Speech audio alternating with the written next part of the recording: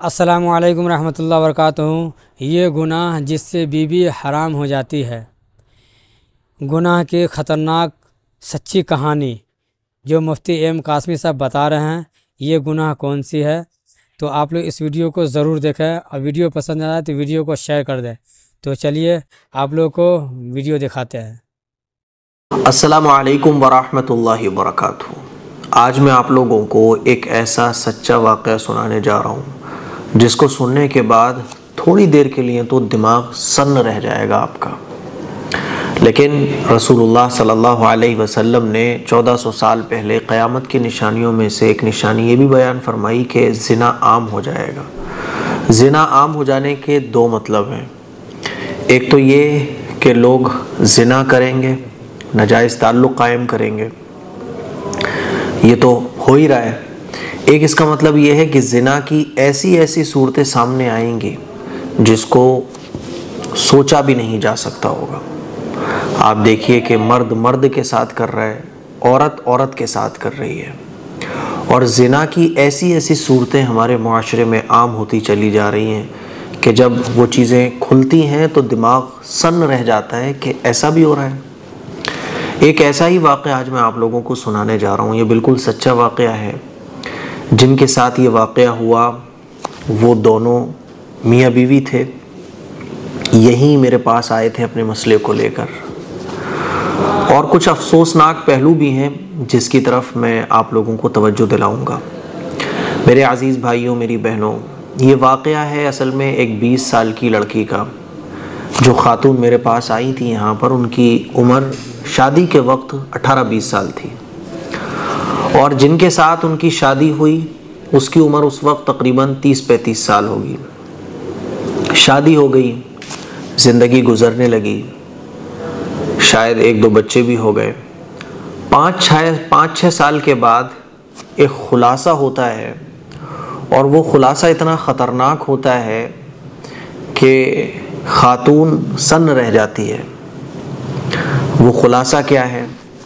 ये जो ख़ातून थी ना, जो यहाँ पर आई थी अपने हस्बैंड के साथ, ये बड़ी दीनदार है, नेक है, परहेज़गार है, नमाज़ों का, तहज्जुद का एहतमाम करने वाली हैं। शादी के 6-7 साल के बाद एक इनको लेटर मिलता है अपने घर पर, और उस लेटर में जो लिखा हुआ होता है वो ऐसा होता है जिसकी इन्होंने कल्पना भी नहीं की होती है, जिसका तसव्वुर भी इन्होंने नहीं किया होता है।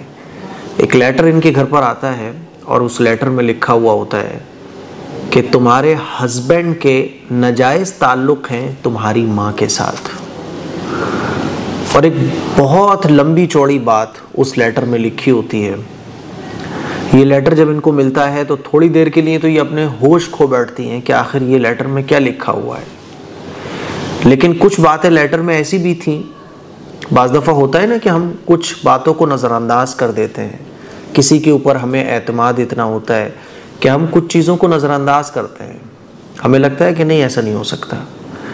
लेकिन फिर बाज़ दफ़ा उन चीज़ों को नज़रअंदाज करने के बाद ऐसे पहलू भी हमारे सामने आते हैं, कुछ ऐसी बातें भी हमारे सामने आती हैं कि जब वो बातें सामने आती हैं तो हम कहते ओहो, अच्छा वो जो पहले ऐसे देखा था वो इसलिए था, पहले जो ऐसा हुआ था उसकी वजह ये थी, मैं नहीं समझ पाया था। जब वो लेटर में वो सारी बातें उन्होंने पढ़ी तो उनको लगा कि अच्छा, जो उन्होंने पहले ऐसे देखा था उसका मतलब ये था, वो मतलब नहीं था जो उन्होंने समझा था। उस लेटर में लिखा हुआ था कि आपके हस्बैंड के आपकी माँ के साथ नाजायज़ ताल्लुक़ हैं, और कोई 1-2 साल पुराने नहीं हैं, बल्कि ये काफ़ी साल पुराने हैं। तुम्हारी शादी से पहले के नाजायज़ ताल्लुक़ात तुम्हारी माँ से हैं, तुम्हारे हस्बैंड के। उन्होंने इस लेटर को संभाल के रख लिया, और जिन चीज़ों को ये नज़रअंदाज कर देती थी, अब उन चीज़ों पर ये थोड़ा गौर करने लगी, और उस मौके की तलाश में ये रहने लगी जब पूरा का पूरा दूध का दूध, पानी का पानी हो जाए। फिर क्या हुआ कि एक दिन उन्होंने अपने हस्बैंड को अपनी माँ के साथ गलत काम करते हुए रंगे हाथ पकड़ लिया। जब रंगे हाथ पकड़ लिया तो माँ ने भी माफ़ी मांगी, शौहर ने भी माफ़ी मांग ली। औरत तो बेचारी होती है ना, ज़रा हाथ जोड़ो, ज़रा मोहब्बत की बात करो, पिघल जाती है। ये पिघल गई और इन्होंने उस वक्त ये सोचा भी नहीं कि मसला शरई एतबार से क्या होता है। बात आई और चली गई। कुछ दिनों के बाद फिर उन्होंने अपने हस्बैंड को अपनी सास के साथ ये गलत काम करते हुए पकड़ा और एक दो बार ऐसा हुआ। तब इन्होंने अपने हस्बैंड के साथ सख्ती का मामला किया और उस लेटर के बारे में बताया। ये लेटर आया कहाँ से था? असल में इस आदमी का जो दोस्त होगा, जिसको सारी बातें ये पहले से पता थी, कोई बात पर अनबन हुई तो उसने क्या किया कि सारी बातें लेटर पर लिखकर डाक के ज़रिए, पोस्ट के ज़रिए इनके घर पहुंचवा दी, इनकी बीवी के पास, अपनी दुश्मनी निकालने के लिए। तो इस तरह से ये सारी चीज़ें खुली और फिर हस्बैंड ने अपना सारा जुर्म कबूल कर लिया। और फिर जब ये बातें सारी खुली, ये खातून तो दीनदार थी, समझदार थी, तो इसने फिर उलमा से रब्ता किया कि ऐसे ऐसे मेरे हस्बैंड के मेरी माँ के साथ नाजायज़ ताल्लुक़ हैं और थे, लेकिन अब उन्होंने तौबा कर ली है सच्ची पक्की। क्योंकि जब 2-3 बार इन्होंने पकड़ लिया अपने हस्बैंड को, तो इनकी माँ ने और हस्बैंड ने सच्ची पक्की तौबा की कि अब नहीं करेंगे हम। आप इमेजिन कर सकते हैं कि एक माँ अपने दामाद के साथ ऐसा कर रही है? नहीं कर सकते ना इमेजिन।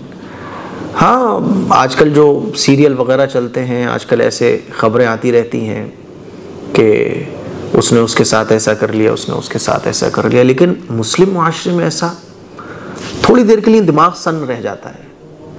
फिर वो भी एक माँ जो अपने दामाद के साथ ऐसा कर रही है, अपनी बेटी के शौहर के साथ ऐसा कर रही है। अभी तो आगे की बात सुनकर आपका दिमाग और सन्न होगा। अल्लाह हम सब की हिफाजत फरमाए। उस खातून ने उलमा से रब्ता किया। ये अपने शौहर को लेकर उलमा के पास जाती, अपने इलाके के आलिमों के पास जाती, मुफ्तियों के पास जाती, तो लोग इसकी बात सुनकर सॉल्यूशन देने के बजाय और मसला बताने के बजाय इसके शौहर को बुरा भला कहते और भगा दिया करते थे। कई जगह इसने फटकारे खाई, कई जगह इसने गालियाँ सुनी, इसके हस्बैंड को बुरा भला कहा गया और मसले का सॉल्यूशन नहीं दिया गया। फिर इसने मुझे मेल किया, इस खातून ने। मेरे पास मेल बहुत आते हैं, मैं हर मेल का जवाब तो दे नहीं सकता। जब मेल का जवाब भी नहीं मिला तो फिर ये खातून यहाँ से, फिरोज़ाबाद से तकरीबन 1200-1300 किलोमीटर दूर रहती है। इसने अपने हस्बैंड के साथ टिकट कराए और मसला मालूम करने के लिए ये मेरे पास आई।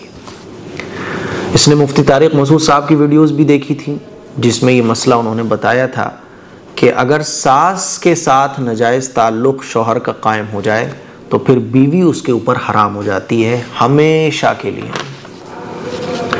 एक तो होता है कि 3 तलाक के बाद दूसरे शौहर से निकाह कर लिया, वो भी तलाक दे दे तो वापस आने का मौका होता है, लेकिन कोई अगर सास से अपनी मुंह काला कर ले तो फिर बीवी के साथ निकाह होने की कोई सूरत बाकी नहीं रहती है, सारे दरवाजे क्लोज हो जाते हैं।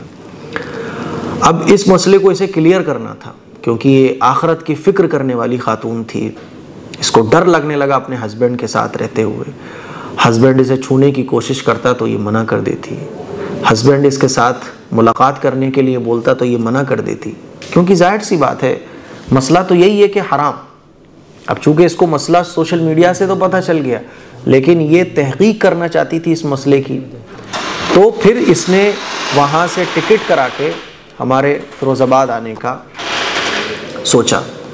और टिकट कराने के बाद ये हमारे फिरोज़ाबाद आ गई। फिरोज़ाबाद जब आई तो हमने उनके ठहरने का इंतज़ाम करवाया। वाले साहब को उन्होंने सारी बात बताई। मतलब ये तो नहीं बताया, ये बताया कि हम मुफ्ती साहब से एक मसला मालूम करने के लिए आए हैं, लेकिन वो मुफ्ती साहब से ही मालूम करेंगे। इसी जगह पर मैं बैठा हुआ था और दोनों मियाँ बीवी मेरे पास आकर बैठ गए। हस्बैंड ने मुझे सारी बात बताई, और एक सबसे ख़तरनाक बात जो हस्बैंड ने मुझे बताई, जब वो मुझे बताने लगे तो मैंने उन खातून से कहा कि आप जाइए, आप अपने रूम में जाके आराम कीजिए, क्योंकि बराबर में ही हमने मेहमान खाना बना के रखा हुआ है, कोई आता है तो उनके लिए रुकने का इंतज़ाम किया जाता है। हमने खातून से कहा कि जब दोनों की बात सुन ली तो मैंने कहा मैं पर्सनली आप लोगों से कुछ पूछना चाहता हूँ। मैंने खातून को उनको उनके रूम में भेजा और फिर मैंने हस्बैंड से यहीं पर पूछना शुरू किया। तो हस्बैंड ने जो बातें बताई ना, दिमाग सन्न रह जाएगा आपका। शौहर ने बताया कि मुफ्ती साहब मुझे अपनी गलती का एतराफ़ है और मैं अल्लाह से तौबा भी करता हूँ और मैं उम्रा करने भी जाऊँगा, अल्लाह से माफ़ी मांगूँगा। कहने लगा कि जब ये छोटी सी थी, यानी जब ये पैदा हुई थी, तब से मेरे इनकी माँ के साथ नाजायज़ ताल्लुक़ थे और ये ताल्लुक़ बाकी रहे, गलत ताल्लुक़ कायम होता रहा। फिर जब ये बड़ी हो गई तो मिलना मिलाना थोड़ा मुश्किल हो गया, तो इनकी माँ ने ही मुझे मशवरा दिया था कि तुम ऐसा करो, मेरी बेटी से शादी कर लो, और मेरी बेटी से तुम शादी कर लोगे तो मसला आसान हो जाएगा। तो शादी करना इनसे असल में इनकी माँ से मुलाकात करने के लिए था। शादी हो गई, फिर और सर्टिफिकेट मिल गया, सास के साथ कौन शक कर सकता है भला। लेकिन जब खुलासा हो गया तो ये तौबा कर रहे हैं। अब मसला ये पता करना है, वो मुझे बोल रहे थे कि मुफ्ती साहब मसला मेरी बीवी को ये पता करना है, क्या ये गुनाह तौबा से माफ़ हो सकता है, क्योंकि मेरी बीवी अब मुझे पास नहीं आने देती, बोलती है कि नहीं मैं तुम्हारे ऊपर हराम हो चुकी हूँ। थोड़ी देर के लिए तो मैं खामोश रहा कि इसका जवाब मैं क्या दूँ, क्या बोलूँ, क्या आंसर दूँ। ऐसा ख़तरनाक गुनाह, ऐसा ख़तरनाक गुनाह। फिर मैंने उस खातून को बुलवाया। वो कहने लगी कि मुफ्ती साहब मुझे आखिरत से बहुत डर लगता है, मैं नहीं चाहती कि किसी के साथ हराम रिश्ते में रहूं, मैं नहीं चाहती कि मैं अपनी आखिरत बर्बाद कर लूं, आप मुझे मसला बताइए। तो मैंने उन दोनों से कहा कि आप दोनों जाएं, मैं मसला बता दूंगा। फ़िलहाल मैंने उन लोगों को मसला इसलिए नहीं बताया क्योंकि वो लोग आगरा घूमने भी जाने वाले थे, तो मैंने कहा आप लोग आराम से रहिए, अभी मैं मसला बता दूंगा आप लोगों को। वो लोग आगरा घूमने गए, फिर आगरा से वापस आए। उस खातून ने जो मुझे तोहफ़ा देना था वो तोहफ़ा भी दिया, और उसके बाद ये लोग चले गए। फिर उन्होंने मुझसे कॉल पे पूछा, तो मैंने कहा मैं मैसेज करता हूँ और ध्यान से सुन लीजिएगा आप मैसेज को। मैंने मैसेज किया और मसला यही है कि बीवी हमेशा के लिए हराम हो जाती है, हमेशा के लिए हराम हो जाती है। अगर किसी के शौहर का उसकी माँ के साथ नाजायज़ ताल्लुक़ हो, गलत ताल्लुक़ हो, तो बीवी हमेशा के लिए हराम हो जाती है। वापस निकाह में लेने की कोई सूरत बाकी नहीं रहती है, कोई सूरत बाकी नहीं रहती, ज़िंदगी भर के लिए, हमेशा के लिए, ज़िंदगी भर के लिए हराम। ये मसला जब मैंने उनको बताया तो उनके हस्बैंड कहने लगे मुफ्ती साहब उम्रा कर लूँ, तो उम्रा करने से गुनाह माफ़ हो जाएगा, लेकिन जो बीवी हराम हो गई वो तो हराम ही रहेगी।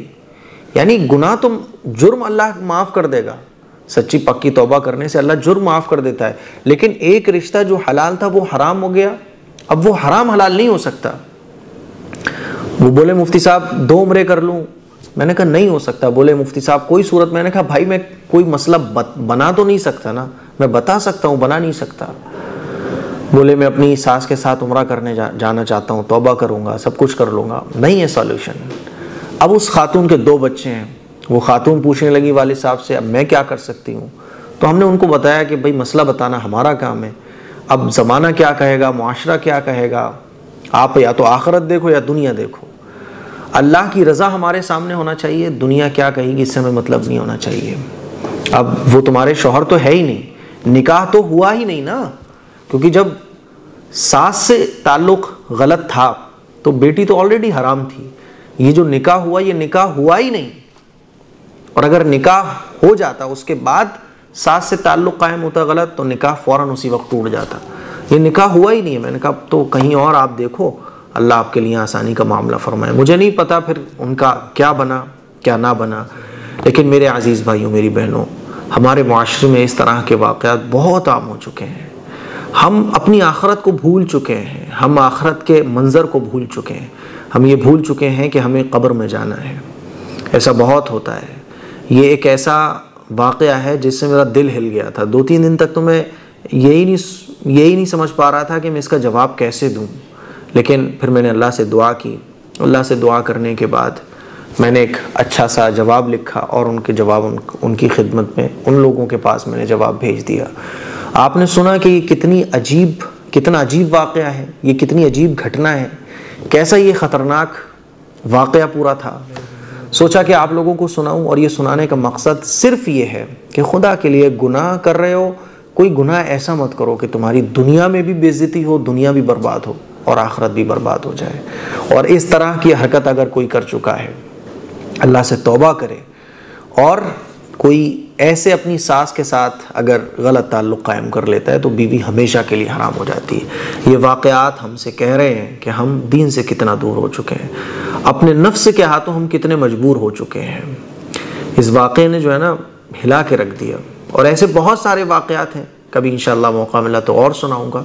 दुआ करें उस खातून के लिए कि अल्लाह ताला उसके लिए बेहतरीन रास्ता बना दे, और ऐसे लोग जो इस तरह की हरकतें करते हैं अल्लाह ताला उनको हिदायत अता फरमाए। अस्सलामु अलैकुम व रहमतुल्लाहि व